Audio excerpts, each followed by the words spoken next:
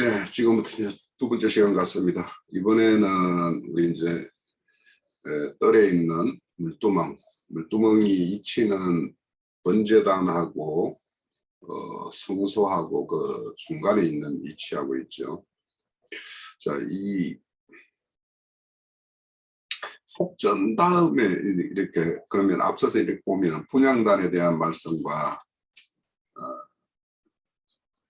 물두멍 사이에 이렇게 속전의 이야기가 이렇게 사이에 이치하는 이유도 좀 있을 것 같다라는 생각이 들어요.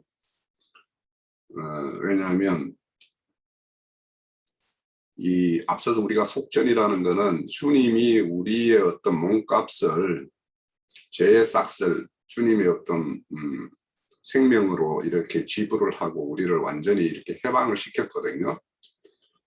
그러면 그것이 실질적으로 이제 그것을 믿음으로 우리가 받아들임으로 인해서 우리의 어떤 세례가 이루어짐으로 인해서 우리는 사실은 모욕을 한 상태가 되기 때문에 그 다음에 이렇게 물두멍에 이렇게 수족을 씻는 이야기로 이렇게 연결을 시키고 있지 않는가 이런 생각이 들어서 말씀의 이치 이렇게 배열의 이치가 그렇게 좀 연결이 되는 것 같다 싶은 생각이 좀 들었어요. 자, 우리 그 물두멍에 대해서는 우리 어떤 신앙생활과 직접적으로 관련되는 일상의 일이니까 우리 이제 사도들에 의한 어떤 교회의 실행에 대해서 여러 이 모양 저 모양으로 이제 말씀 준 것들이 많으니까 그와 관련해서 우리가 살펴보면 될 것 같아요. 자, 두 번째 시간도 같습니다. 자, 우리 형제자매님들 먼저 준비된 내용 이렇게 증거해 주시죠. 예, 형제님, 예. 우리 다른 지체님들도 조금씩이라도 꼭 하셔야 되는데 하세요. 저도 뭐 좀 잠깐 짧게라도 뭐 또 아까 우리 홍영진님이 얘기했었듯이 우리가 전신을 이제 씻는 그 속전의 주님의 은혜를 받았지만은 이 교회 생활을 하다 보면은 뭐 세상 때가 뭐 많이 들어오죠. 첫째 세상 때라는 것은 그 가인의 길을 가는 사람들의 그 인간적인 교훈 또 한번 구속받았으면 거룩한 생활을 인간적인 거룩한 생활도 해야 되는데 우리 형제님 얘기하시듯 가끔 이제 숙생명파들의 교훈들도 들어오고 또 뭐 하여튼 저도 신앙생활 하면서 보면은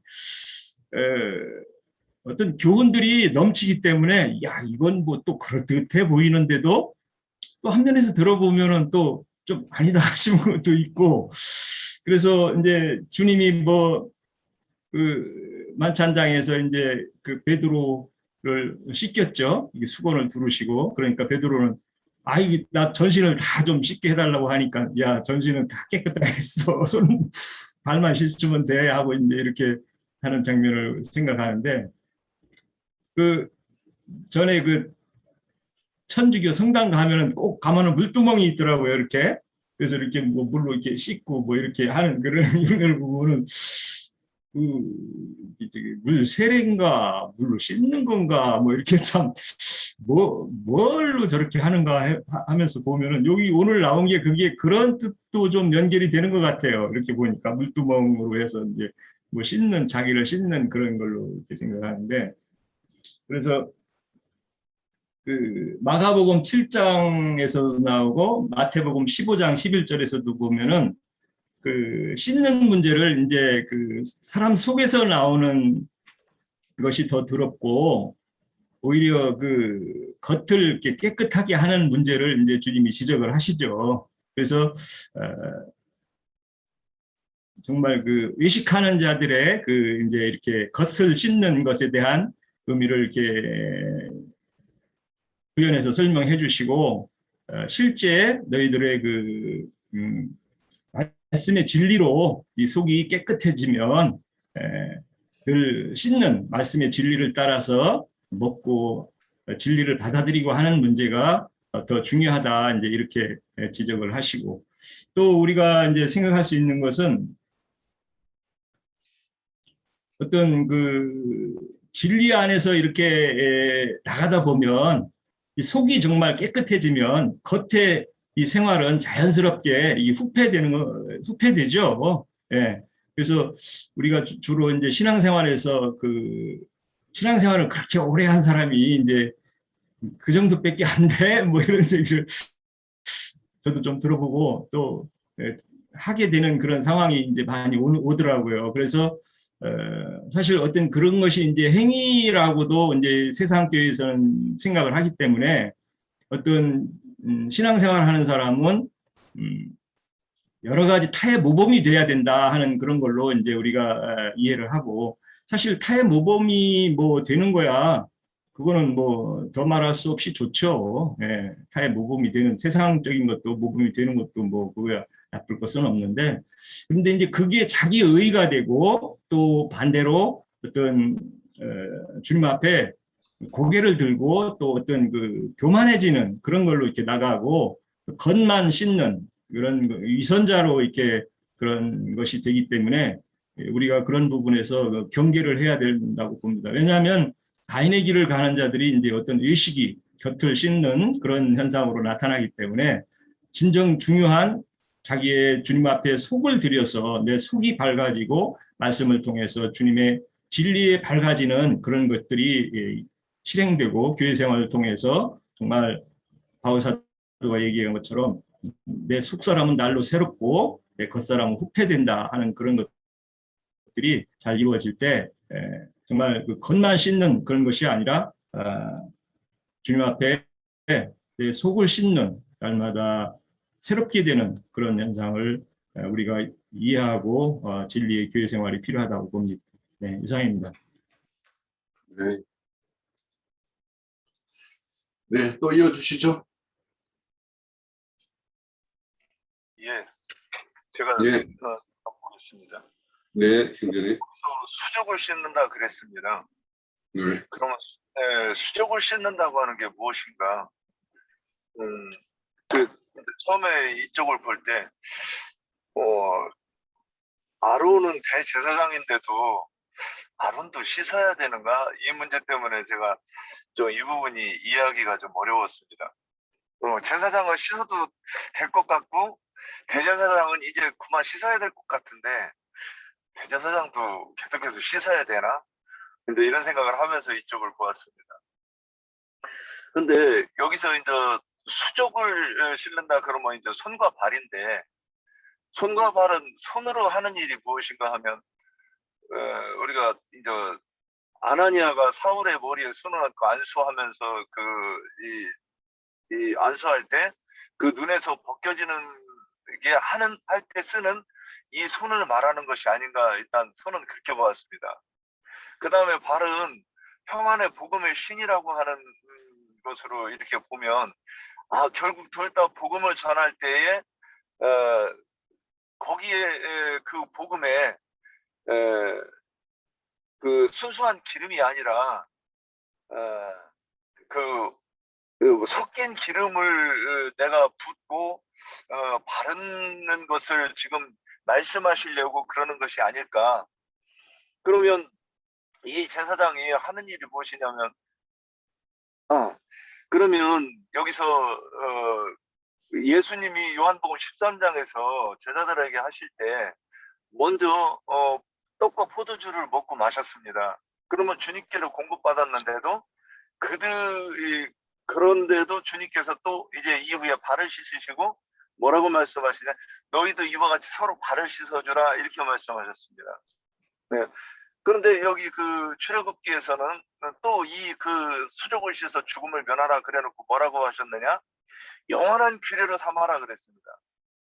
그러면 영원한 규례가 그러면 우리는 이 성전도 없고 성막도 없고 분향단도 없는데 우리가 어떻게 이것을 그 아브라함의 후손으로서 이것을 할 수 있겠는가를 이제 생각을 해보면 이제 신약에서는 이거 영적으로 해야 된다고 했을 때 그러면 서로 발을 씻어주는 것은 무엇인가? 지금 우리 금기름 붓는 집에서 이렇게 말씀을 나누면서 서로 증거할 때에 우리가 그 손과 발을 씻는 일을 여기서 하는 것이 아니겠는가? 말씀을 나눌 때 아, 내가 오해했구나. 또는 내가 이렇게 막 주장했던 것이 이게 좀 잘못 이해한 부분이 있었네. 그러면서 그 말씀이 진리로 화합하는 이 과정을 가지고 수족을 씻는 것이라고 이렇게 이해가 되었습니다. 여기까지요. 네, 네, 네, 네, 저도 한마디 하겠습니다. 예, 거기 이게 물두멍이라는 이 부분에 대해서 우리가 이제 전체적인 제 자신에 대해서 이제 돌아보면서 생각해 본 것은 예전에 이제 십자가의 대속 사건으로 말미암아 가지고 모든 죄가 씻겨졌다라는 이 부분에 대해서 너무나 크게 감명을 받다 보니까 예를 들어 가지고 이 생을 갖다가 말하자면 육적으로는 함부로 살아도 된다라는 이 관념이 상당히 강했었어요. 그런데 이제 반복적으로 이제 나영재님의 말씀을 듣고 그 다음에 이제 과연 구원이라는 게 무엇일까라는 생각을 하면서 왜 하나님께서는 구태여 가나안 땅, 젖과 꿀이 흐르는 가나안 땅으로 곧바로 들어가게 하지 않고 광야 생활을 거치게 하셨을까라는 이런 부분을 갖다 생각하면서 여러 가지 의미를 갖다 생각하게 되었습니다. 근데 요즘 들어와서 로마서가 또 제 눈에는 새롭게 보여지는 것이 우리 인간은 하나님을 믿기 전에는 천연적인 말하자면 죄와 결탁되어져 있는 하나의 그러니까 타락한 본성적인 자아밖에 없었다라는 거예요. 그런데 하나님을 영접하고 난 이후에는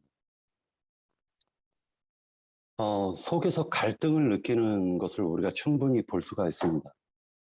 물두멍이라는 것은 제사장이 먼저는 자기 수족을 씻기 전에 자기 얼굴을 바라보는 거울도 될 수가 있걸랑요.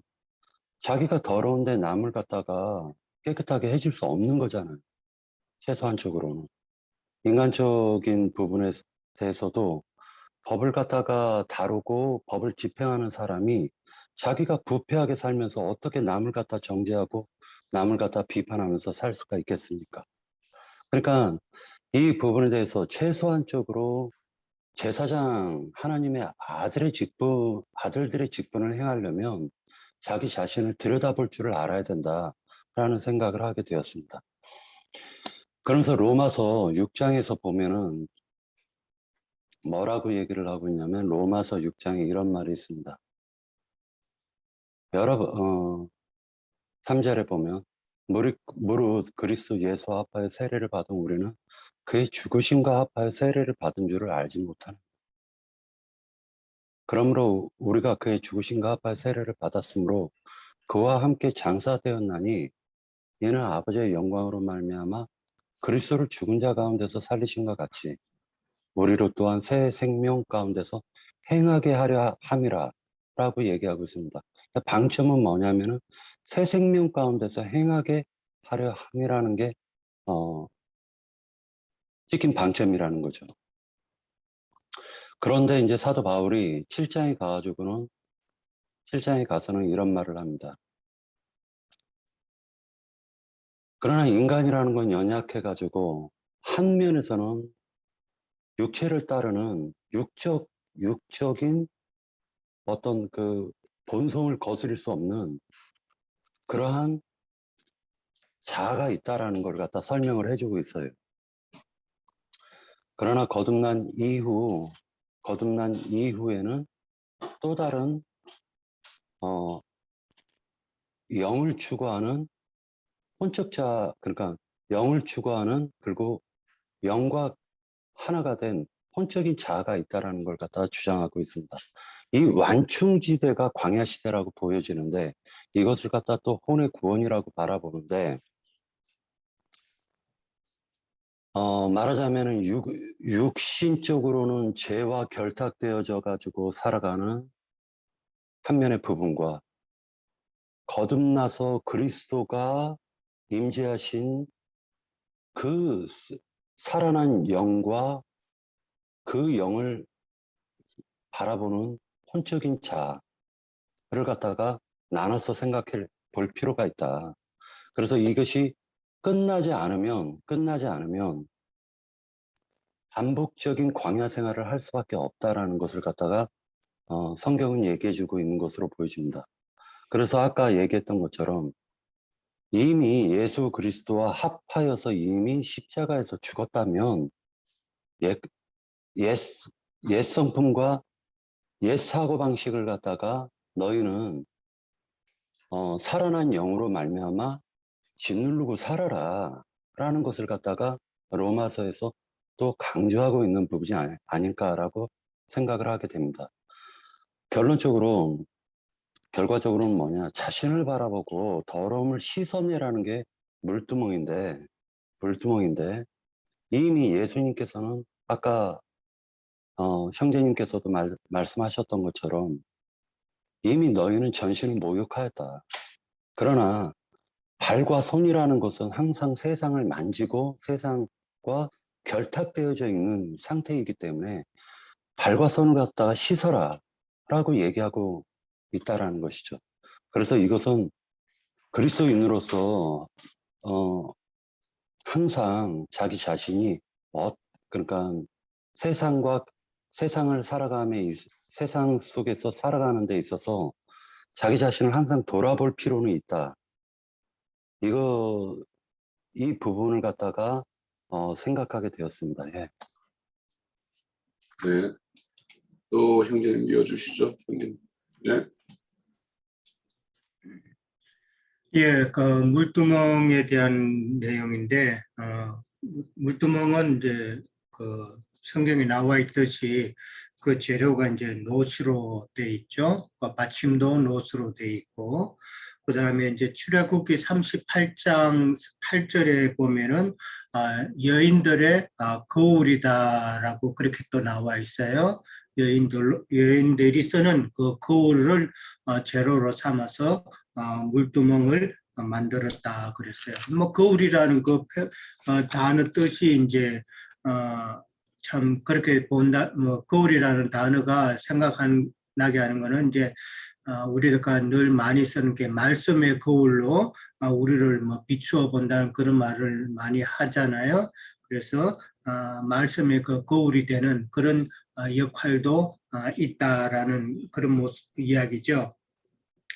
그 다음에 이제 그 위치가 나와요. 위치는 해막과 번제단 사이에 위치해 있는 것이 물두멍이다라는 것이죠.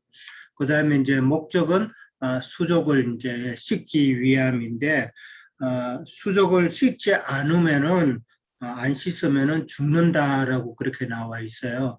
상당히 참 엄한 명령이죠. 손발 안 씻었다고 죽는다 그러면은 진짜 이게 세죠. 세상 관점으로 보면은. 근데 이제 씻는데 이제 첫 번째 해막에 들어갈 때도 먼저 씻어야 되고, 그 다음에 두 번째 제단에 가까이 가서 직분을 행하여 여호와 앞에 화제를 사를 때, 그러니까 번제단에 가서 화제를 드릴 때에도 반드시 씻어야 된다는 이야기죠. 그러니까 이건 뭐 씻는다는 거는 그 결례 율법 중에 하나죠. 정결하게 하는 그런 의미인데, 이제 물두멍 안에 있는 이 물은 이제 어떤 물인가를 우리가 이제 자세히 이해를 해야 될 것 같아요. 물두멍 안에 있는 그 물은 부활하여 생명 대신 그 영이다라는 것이죠.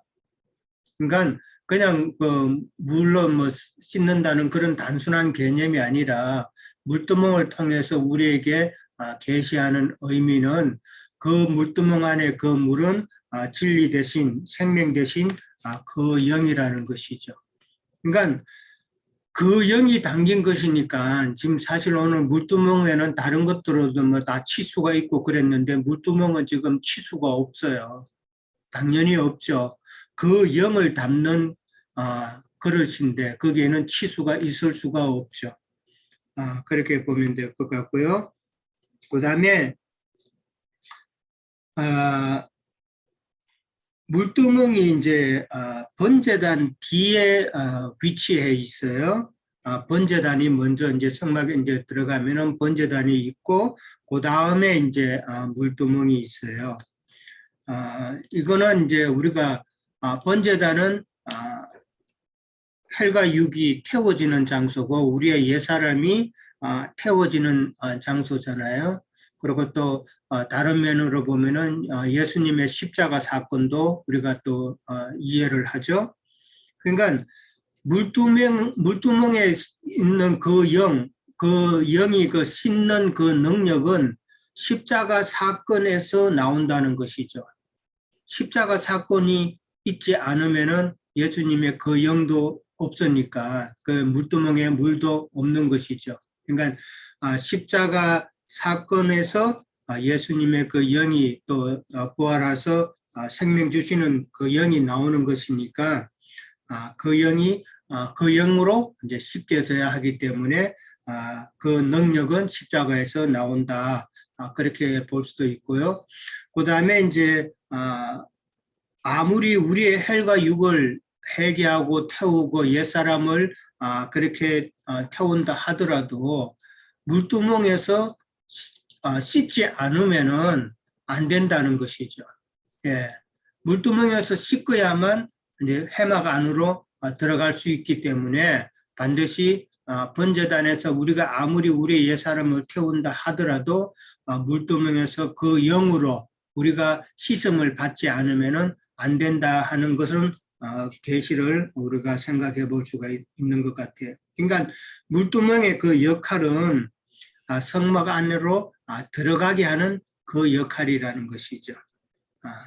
그 다음에 이제 그 에베소서 5장 26절에 보면은 물로 씻어 말씀으로 깨끗하게 하사 그 다음에 거룩하게 하시고라고 되어 있어요. 그러니까 물두멍의 역할은 우리가 회막 안으로 들어갈 수 있도록 우리를 거룩하게 하는 그런 행위다라는 것이죠. 여기서 이제 수족을 씻는다는 것인데 수족을 씻는다는 것은 뭐 손과 발인데 이 손과 발로 하는 것은 우리의 모든 세상 행위를 대표하는 단어라고 보면 되겠죠. 우리의 세상 모든 행하는 모든 행위를 이제 씻어야 되는데 우리가 씻어야 될 것에 대해 한두 가지겠어요. 세상 뭐 일들도 뭐 세상 뉴스들, 세상 여러 가지 뭐 오락 여러 가지가 많죠. 그 다음에 이제 영적으로 우리의 옛사람, 우리의 헬과 육도 씻어야 되고 우리의 생각도 씻어야 되고 참 씻어야 될 게 한두 가지가 아니죠. 이러한 모든 것이 바로 진리의 영으로 씻음 받아서 우리가 거룩함을 받아야 성막 안으로 들어갈 수 있다라는 것이 이제 물두멍을 통해서 우리가 생각해 볼 수 있는 것이라 봅니다. 예, 여기까지만 하겠습니다. 또 이어주실 분 계신가요? 자, 우리 그 성경 하나만 찾아봅시다.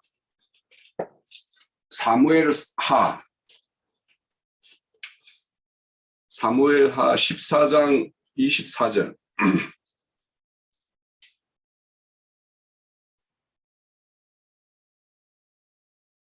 23절부터 읽어볼까요? 요압이 일어나 거슬로 가서 압살롬을 데리고 예루살렘에 오니 왕이 이르되 그를 그의 집으로 물러가게 하여 내 얼굴을 볼 수 없게 하라 하며 압살롬이 자기 집으로 돌아가 왕의 얼굴을 보지 못하니라. 자, 제가 이렇게 읽은 이유는 번제에서 우리의 어떤 그 속죄를 이루었다라면 실질적으로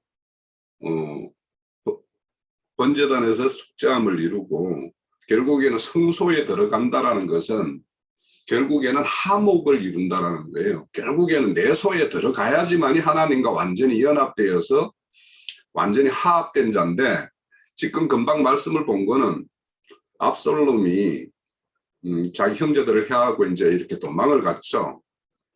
도망을 갔는데 그를 이렇게 불러들였어요. 그러니까 그 어떤 지혜 있는 여자애들 이렇게 앞세워서 압살롬이 이렇게 다윗 왕에게 이렇게 증거함으로 인해 가지고 그를 다시 불러들였지만 내 앞에 얼굴에 보지 않게 하라고 이렇게 이야기하는 거예요. 이거는 이 상태는 완전한 화목을 이룬 상태가 아니에요. 죄는 속함을 받았어요. 용서를 받았지만 하나님과 완전한 연합 상태가 아니에요.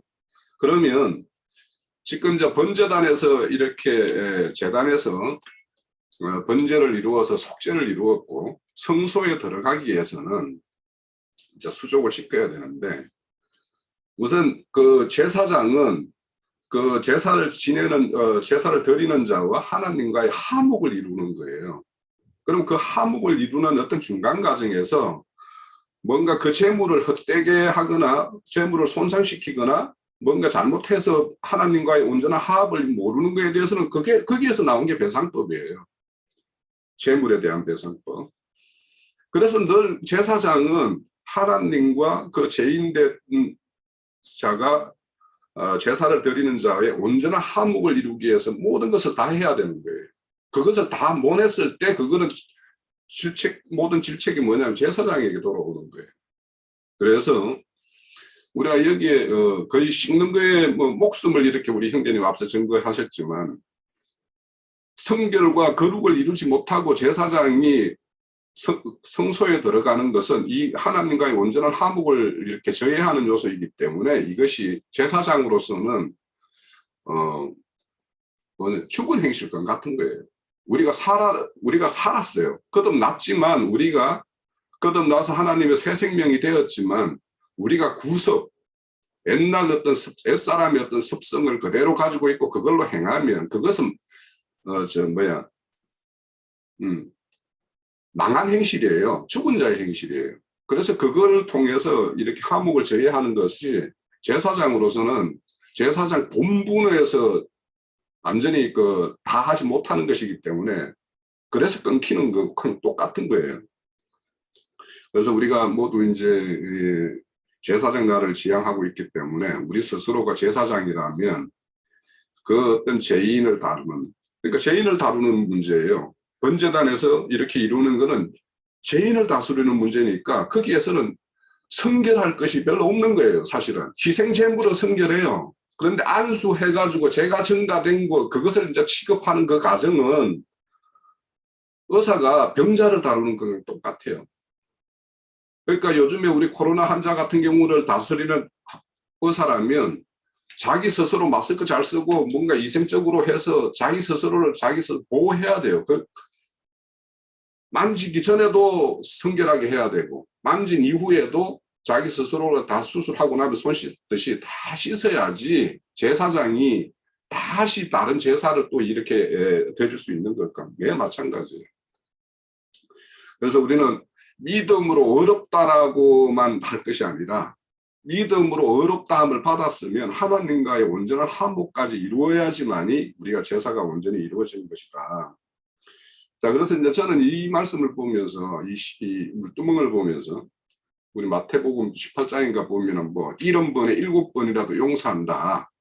하나님은 그렇게 용서할 용의가 있어요. 그렇게 하실 분이에요. 그런데 우리가 어떤 행실이 70번에 7번을 계속 반복한다라면 그 사람이 진정 용서받은 자고 또 이렇게 전신에 모욕을 한 자고 그 수족을 씻는 자일까? 우리 하나님은 이 죄는 용서하지만 징계를 빼지는 않아요. 누군가에게는 이 징계를 다 이렇게 행하시는 거예요. 불의에 대해서는 반드시 그건 불의에 대한 심판을 해요. 그런데 그 심판을 누가 감당을 했다? 우리 주님이 다 감당했다라는 것뿐이지 죄에 대해서 아무 값을 지불하지 않고 용서한다라는 거 이거는 우리가 그 복음에 대해서 잘못 알고 있는 거예요. 그렇기 때문에 우리가 계속된 구섭에 의해서 그 실수를 반복하고 이렇게 한다라면 진정 이 사람이 하나님의 은혜를 알고 용서를 아는 사람인가? 70번에 7번이라는 걸 자꾸 하나님은 한없이 용서하는 분이다. 예, 맞습니다. 맞지만 그 말을 내 스스로에게 내 자신에게 70번에 70번을 적용하는 사람이라면 그 사람이 과연 하나님의 은혜에 있는 사람이고 은혜를 아는 사람이고 앞서서 우리가 속죄를 드리는 사람이라고 할 수 있겠는가. 그래서 만약에 그런데도 징계가 없다라면 사생자라고 그랬어요. 내가 정말 하나님의 아들로 이렇게 입적이 되어 있는 건가를 따져봐야 돼요. 그렇게 만약에 징계가 계속 실수하고 뭔가 반복을 하는데, 그렇고 또 계속 해서 그래도 반복하고 용서하고 징계받고 이렇게 만약에 사사시대 때처럼 그렇게 한다면 그들이 가지고 있는 지혜가 과연 하늘에서 난 지혜인가? 하늘에서 난 지혜를 가지고 있는 사람이 그런 계속적인 반복을 할 수 있겠는가? 그래서 우리가 이 오늘 제사장의 어떤 성결과 거룩에 대해서 이제 지금 물동을 통해서 살펴보는데, 제사장의 어떤 성결과 거룩의 생명을 거려야 될 어떤 이치에 있는 자다라는 것을 우리는 1차적으로 좀 명심을 이렇게 이 말씀을 통해서 우리가 그렇게 가져야 되겠다라는 생각이 들고, 이제 그 전신의 목역은 주님의 어떤 구속으로 인해서 우리가 그것을 믿음으로 연합해서 죽고 장사되고 부활한 어떤 세례를 이룸으로 인해서 우리는 모욕을 이루었고, 이제는 새 사람으로서 사는데, 우리가 그 에베소서에 보면 너희들 구습을 옛사람의 구습을 버리라 이렇게 말씀을 많이 하세요. 그 구습을 버리는 것은 뭘로 이렇게 이야기하냐면 하나님의 의와 거룩한 말씀으로 이렇게 새 심령으로 심령이 새로워지라 이렇게 이야기해요. 그러면 우리가 하나님의 말씀을 이렇게 일주일에 몇 시간씩 들여서 지금 우리가 나누고 이렇게 합니다. 그러면 이 말씀에 의해서 우리의 어떤 심령이 어떤 새로워짐이 없이 어디 말씀이 이제 어디에 뭐 이렇게 있고 저렇게 있고 이런 것만 우리가 아는 걸로 이렇게 한다라면 우리가 진짜 이 수족을 씹는 것인가, 이런 것도 한번 생각을 해봐야 될 것 같고요. 그래서 이 제사장은 죄인의 어떤 재물의 어떤 죄가 안수로 인해서 전가된 어떤 그 잿덩어리를 취급해요. 우리가 제사장이면 잿덩어리를 취급하는 사람이기 때문에 우리가 그런 것들을 이렇게 핸들링하고 만지는 과정에서 그 잘못된 거, 그러니까 우리가 전도를 이렇게 전도를 할 때 이교 어떤 이단이나 이교적인 어떤 그런 교리에 잡혀 있는 사람들하고 이렇게 교제를 가질 때 그런 것들이 은연중에 우리에게 이제 정신 사상으로 이렇게 묻어올 수도 있죠. 그래서 우리가 분별한다라는 것은 그 어떤 영의 어떤 속성이 어디에서 난 것인가 이렇게 분별하는 것도 중요하지만 그것이 내 어떤 생활에 딱 접목이 돼야 돼요. 그것이 옳지 않다라고 하면 그것을 딱 이렇게 잘라내는 그런 어떤 것이 있어야지 우리가 제사장으로서의 어떤 제사장은 본이 돼야 되잖아요. 바울사도도 나를 본받아라 이렇게 이야기하는데 우리는 스스로는 이제 나를 본받아라 말은 못하지만 그렇지만 우리가 스스로 이렇게 제사장으로서 직임을 수행할 때 그런 어떤 본이 될 수 있는 이런 것들은 필요하다.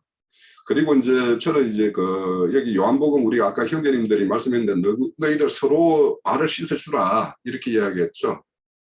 이것이 결국에는 아까 그 속전에 의해서 성전을 온전케 하는 한 부분과 또 이것도 연결이 돼요. 그러니까 새로운 영혼을 교회로 불러들여서 교회 일에 이렇게 서로 협력할 수 있게끔 하는 것도 중요하고 기존의 교회 지체들이 있는데 이 사람들이 흠결이 있어서 교회에 어떤 뭔가 덕이 안 되거나 또 더 잘할 수 있는 것이 있다라면 그것을 더 이렇게 촉구해서 그렇게 일을 할 수 있도록 그렇게 하는 것들이 그러니까 주름과 흠결들이 보이면 그것들을 잘 씻어낼 수 있도록 이렇게 해서 교회를 온전히 하는 것이 성전 보수하는 것과 똑같은 것이니까 이것도 속전하고 연결이 되기 때문에 이거 속전 뒤에 있는 어떤 물두멍의 이야기가 이렇게 있구나 이렇게 좀 연결이 됩니다. 자, 또 이어가실 분.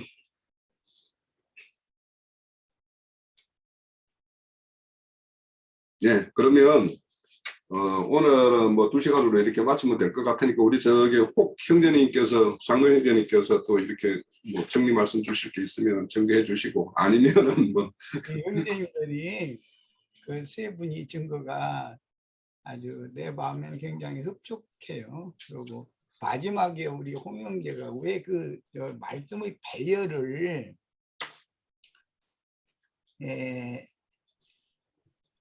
그 속전 지불을 하는 문제, 온역이 생기지 않도록 속전 지불을 하는 문제를 갑자기 툭 갖다 끼워놓고 나서 물두멍으로 연결을 했을까? 처음부터 자꾸 그걸 제기를 해서 내가 홍영재 지금 마지막에 증거한 얘기를 하려고 그랬어요.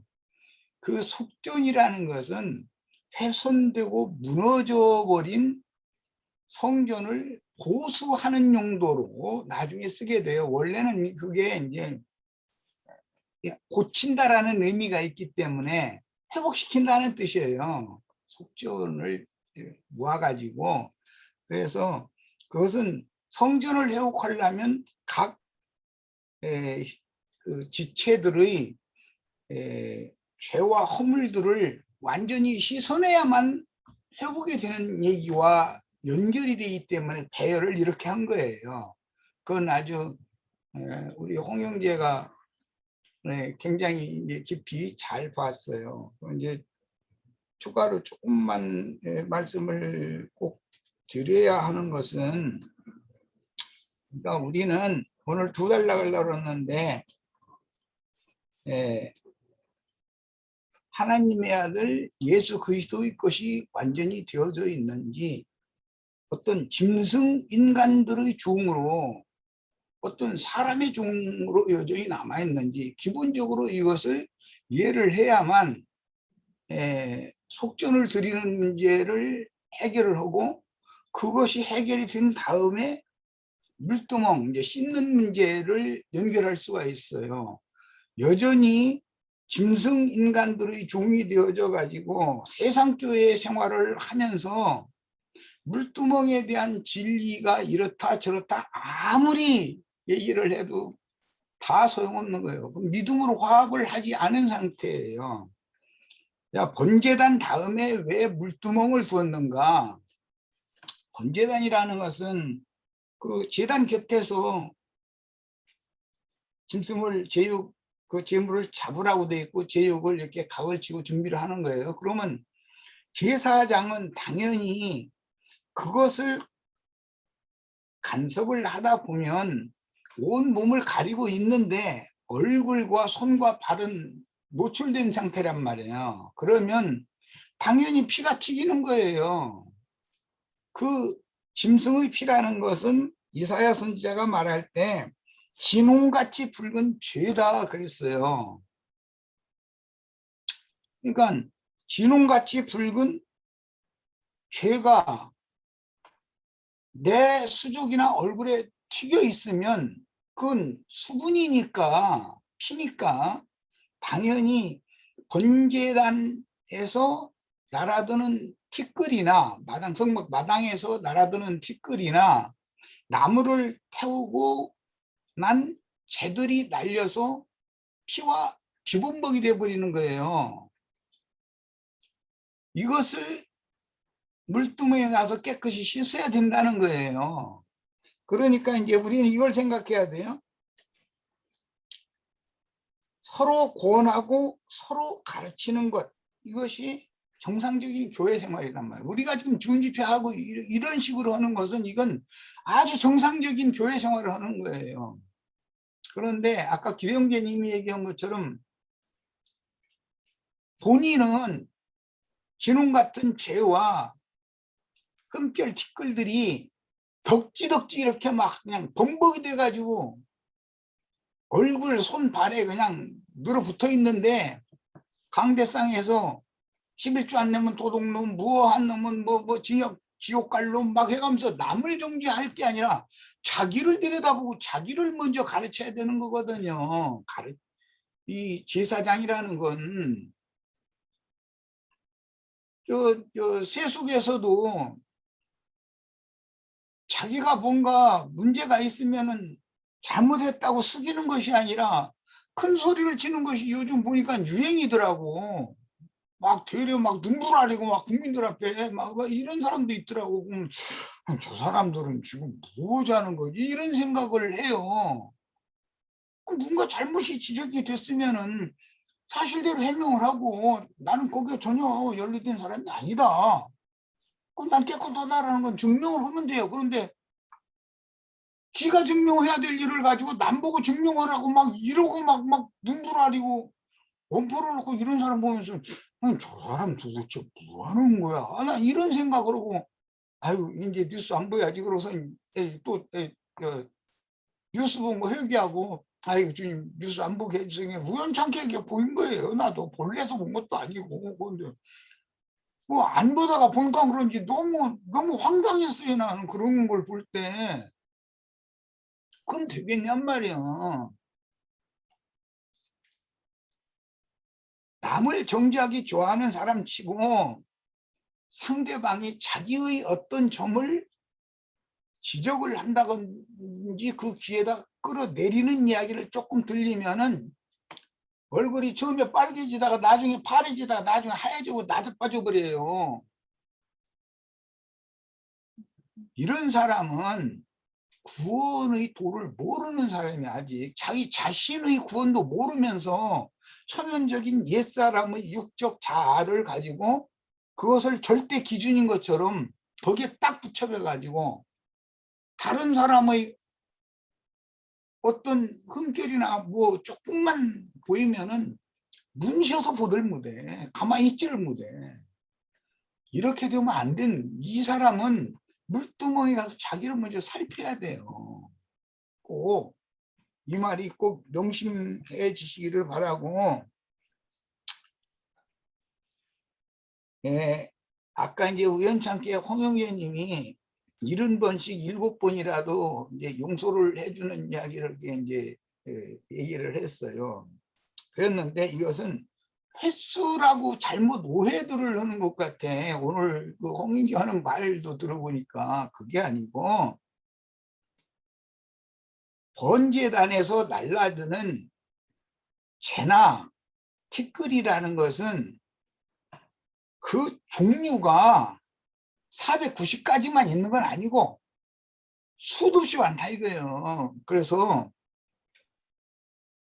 여러 가지의 모든 종류의 각종 약점들이다 이거예요. 피는 죄를 말하는 것이지만 티끌이라는 건 흠결들이단 말이에요. 인간의 약점이라는 건 수도 없이 많은 거예요. 자기는 약점들을 뭐 노출되면은 어떻게든지 가리려고 하는 걸 미선이라고 그러잖아요. 미선 행위한다. 그 뭐 똥개는 미성낸다고 아까 내가 처음에 얘기한 그런 걸 보고 너무 황당하잖아요. 그럼 숙여야죠. 지적을 받으면 다윗처럼. 그러면 용서를 받는 거예요. 그럼 그 사람이 낮춰질 것 같아요. 그렇지 않아요. 나는 만약에 그 사람이 숙였으면 뭐 난 투표장에 잘 나가지도 않는 사람이면 만약에 내가 나간다면 난 그 사람 찍을 거예요. 당연히 이 사람은 됐다. 사람이 자기 잘못 지적받으면 자기 돌이킬 줄 아는 사람이고 자기의 약점을 그렇게 인정할 줄 아는 사람은 국민들을 아끼고 사랑할 거다. 난 그렇게 생각해요. 그런데 되려 큰 소리 쳐버려. 그러면 내가 듣기엔 너무 황당해. 그럼 있을 수 있는 일이에요? 이런 것처럼 인간들의 흠결이라고 한 잡다한 흠결들은 수도 없이 많아요. 조금만 바람만 날리면은 이 세상의 유행이나 또는 뭐 어떤 거 좋아 보이는 것이나 이런 것들이 그 영혼을 쉽게 더럽혀 버리는 거거든요. 그래서 남을 정죄하고 자기는 고고한 학인 것처럼 이렇게 하지 말라 이거예요. 내가 지금 말하고자 하는 건 그거예요. 그렇게 고고한 학이면 예수님 외에 자기가 그렇게 고고한 홀로 학이면 지가 메시아지. 예수를 믿을 필요가 없고 예수님 오셔서 죽을 필요가 뭐가 있어요. 이거는 근본적으로 완전한 불신자라는 걸 증명하는 거단 말이에요. 그게. 그래서 우리 인간들은 내가 자신 있다고 생각하는 것이 도리어 사람들이 볼 때는 그게 허물과 흠결로 얼마든지 나타날 수가 있다. 그러니까 하나님 앞에서 우리는 무엇이든지 자긍심을 가져서는 안 된다. 나는 이런 점에 있어서만큼은 난 자신 있어. 이러면 그것 때문에 넘어지게 만들어. 하나님은 눈 번히 뜨고도 딱 걸려 넘어지게 만들어 버리는 거예요. 다윗도 넘어지잖아요. 다윗도 심지어. 그래서 하나님께서 고개를 잠깐만 돌리시면 사람들은 즉시로 넘어지게 돼 있어요. 그러면 어디로 가야 되냐면 이제 그 율법 제도를 조금만 설명할게요. 그 못받아라고도 이렇게 표현하고 못대하라고도 표현을 해요. 성전에서는 그 못받아라고 표현했죠. 열왕기상 7장에 나오는 말씀에 의하면. 그러니까 세상을 보는 거울이다 이 말이에요. 놋이라는 건 여인들이 거울로 쓰던 걸 다른 놋도 얼마든지 많아요. 그런데 그 놋대야 혹은 놋바다를 만들 때는 여인들이 쓰던 거울을 모아가지고서 그걸로 꼭 만들어요. 그럼 얼굴 들여다보는 것이 목적이라는 거잖아요. 뭐 화장품 찍어 바를 때 꼭 그거 거울 앞에서 이거 봐야 찍어 바르지. 그래서 여인들의 거울을 전국에서 수집을 해가지고 놋바다를 만든 거예요. 그리고 그 놋바다를 떠받치고 있는 놋소들이 있어요. 그것이 12마리의 소가 그 놋바다를 2000밭이나 들어가는 그런 많은 물을 담을 수 있는 큰 그 놋바다를 만들고 그걸 12마리 소가 한 방향에 3마리씩 이렇게 해서 동서남북 사방으로 12마리 소가 그 놋바다를 떠받치게 돼 있어요. 야, 우리 형제 자매님들은 교회 지체들을 정죄하는 용도로 세움을 받은 것이 아니다. 형제 자매님들이 너도 나도 다 70번씩 7번이라 중에 490 하루당 그런 거니까 이제 이것도 490번의 그런 여러 종류의 범죄들 중에 어떤 걸 얼마든지 저지를 수가 있어요. 그래도 주의 종들이면은 그 놋바다를 떠받치는 사람들이 돼야지. 교회를 떠받치는, 놋바다라는 건 교회를 말한 거니까 세상에 있는 교회를 놋바다로 상징을 해놓은 거예요. 그럼 교회를 떠받치는 사람들이 돼야지. 거기에 뭐 재가 날렸네, 뭐 찌꺼리 날렸네, 뭐 핏방울이 아직 뭐 묻었네, 이런 거 지적질만 하는 것을 목적으로 하면 안 된다 이거예요. 짊어져야지 등에다가. 그렇잖아요. 이것이 교회다 정상적으로. 네, 어떤 형제나 자매님들이 어떤 문제가 있으면 우선 거울이라는 것은 나를 비춰보라는 뜻이잖아요. 다른 어떤 지체는 어떤 지체의 흠결이 안 보여요. 왜? 그의 눈에 안 보이게 했다는 뜻은 그의 거울이 아니라는 뜻이에요. 그런데 나는 유독 어떤 지체의 어떤 흠결과 허물이 그렇게 하였던, 그냥 눈 속에 들어있는 티끌까지 다 봐. 눈이 막 뭐 4.0이나 5.0 이렇게 좋은지 막 그게 잘 보여. 이러면 그 지체의 흠결과 허물들이 곧 나는 어떤가를 바라보게 하는 거울이다 이거예요.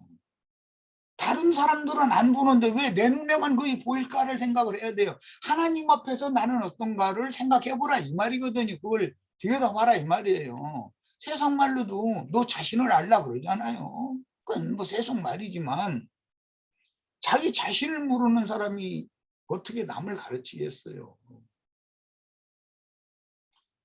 주님 앞에는 여러 가지 연유로 지적받을 사항들이 인간이라는 건 많은 거예요. 왜? 아직은 혈육이라고 하는 이 육신의 첫 장막을 거듭난 속사람의 겉옷으로 입혀놓고 있다는 것은 아직도 시험이 끝나지 않았다는 것을 말한단 말이야.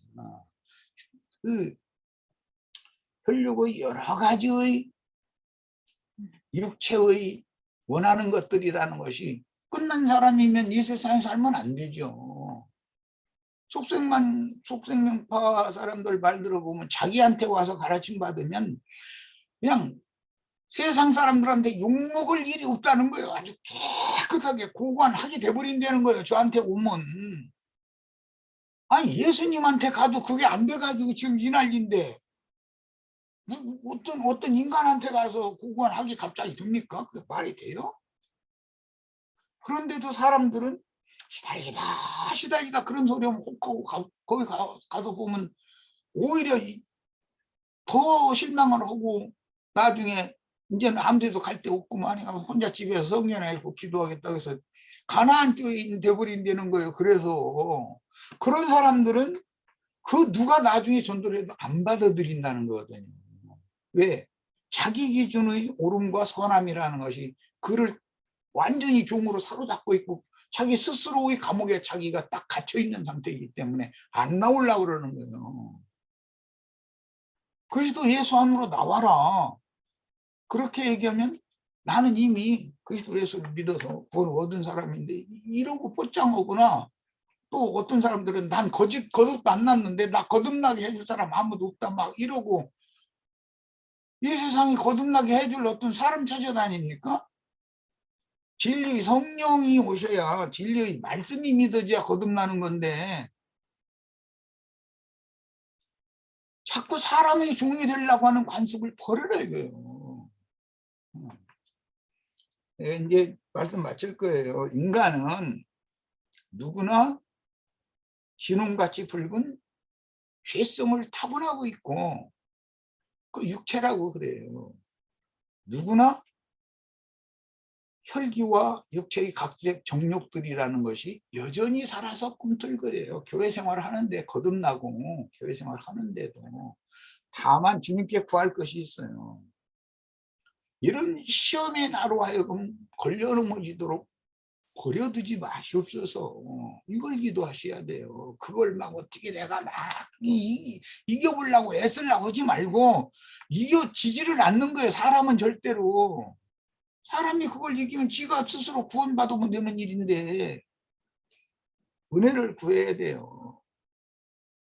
누구는 같은 문제지만 거기에 걸려 넘어지고 누구는 주님의 은혜가 있는 사람은 거기를 그쪽으로 가까이 가지를 않고 저쪽으로 가도록 주님이 길을 그쪽으로 이끌어 가버리기 때문에 그것에가 연루되지 않고 견뎌나는 거예요. 그러니까 내가 범죄를 저지르지 않았어도 주님께서 하신 것이고 내가 한 게 아니에요. 내가 넘어졌어? 그러면 너 이놈 맛 좀 봐라 하고서 너 그거 자신 있다고 그랬지? 그러면 그게 눈에 보이고 마음에서 자꾸 당겨가지고 그쪽으로 자꾸 이리로 가면 안 되는데 나중에 알아요. 알면서도 가는 거예요. 그게 인간인 거예요. 시험에 딱 넘어지도록 주님이 고개를 딱 돌려버리는 거예요. 그러면은 가서 덥석 잡거나 입에다 따다 넣거나 해버리면은 그 다음에 정신 차리고 돌아오라는 뜻이지 그 죽이려고 그런 건 아니거든요. 하나님의 생각에서는 사랑하는 자녀에게 한 일이라면 그러면 그때 돌아서야 되지 않냐 이 말이야. 이런 그 복음에 대한 이치를 너무 왜곡시키고 사람이 뭔가를 해서 막 그 죄와 싸워서 이기는 것처럼 이런 식으로 하고 죄악이 있는 곳에는 내가 멀리 내가 스스로 돌아갈 수 있을 것 같죠. 그렇지 않아요. 성경에는 우연이라는 말이 굉장히 많이 나와요. 혹이 뭐 이런 말, 그럼 혹이라는 말이나 우연이라는 말이 왜 있겠어요? 그는 그렇게 해서 그것으로 가다가 거꾸러지게 만들려고 하나님이 보내셨다는 뜻이잖아요. 내가 넘어진 것도 하나님이 하신 일이고 일어선 것도 하나님이 하신 일이에요. 넘어지지 않도록 걸리지 않을 것으로 이렇게 다른 정도로만 행하여 이 자리에 왔으면 즉 말하자면 세상 말로 대과 없이 오늘까지 주님 앞에서 하늘을 우러러라는 뭐 흠이 없다. 이거 정치하는 놈들이 하는 아저씨들이 하는 얘기인데 그거 자랑하는 사람이 나중에 드러나면은 나는 아니라고 뻗뛰다가 나중에 증거가 나오면은 뭐 할 수 없이 그랬느니 뭐 누가 뭐 하자고 해서 그랬느니 딴소리예요. 그러면 얼마나 인간이 치사해져. 지적받으면 딱 숙여야지. 우리 형제 자매들 다 이렇게 되셔서 자, 이 말은 의의 말씀을 경험시키는 것도 필요하다 이거예요. 하나님이 그가 자부하면은 그 방면에 있어서 의의 말씀을 경험을 탁 시키는 거예요. 그러면 그때 돌아서야 된다 이 말이에요. 그것이 구원이에요. 내가 스스로 뭐가 의로워지고 선해지고 이런 걸 추구하는 건 그건 사실은 예수를 구원자라고 믿지 않는다는 뜻인 거예요. 마치겠습니다. 예, 네, 오늘 우리 살펴봤던 속전이나 물두멍 말씀에 대해서는 또 오후 시간에 잘 이렇게 형제자매님들 마음 가운데서 이렇게 정리가 되기를 바라고, 내일 우리가 이어질 것이 이제 그 간유라는 거룩한 기름과 거룩한 향에 대한 건데, 제가 성경 말씀 정리하면서 참 제일 어려웠다. 이게 우리가 그냥 이런 신약에서 우리는 그 영이 대신 또 살려주는 영이 대신 그분을 이제 이 간유로 비유하는 것에 대해서는 우리가 잘 알고 있는데, 이 간유 제조에 쓰이는 그 각 재료들이 이렇게 상징하는 것들이 뭔가 이런 것들을 이거는 정말 제가 그냥 자료를 무지무지 나름대로는 자꾸 조사해보고 막 이렇게 해서 정리를 한 거예요. 뭐 어떤 계시로서 뭐 이 재료가 뭔가 이런 거는 내가 알 수도 없는 것이니까 많이 찾아보고 했는데, 우리 형제 자매님들이 내일 그 집회 가질 때 이걸 내일 2시간에 이게 다 끝낼 수 있을까 싶기는 해요. 제가 볼 때는 그렇게 끝낼 수 있을까? 다음 주까지 가야 되는 거 아닌가 싶기도 한데, 내일 하여튼 하는 대로 해보고 그렇게 하시면 될 것 같고, 시간 나실 때 우리 내일 나눌 말씀에 대해서 좀 깊이 한번 이렇게 말씀을 가지는 시간을 가졌으면 좋겠어요.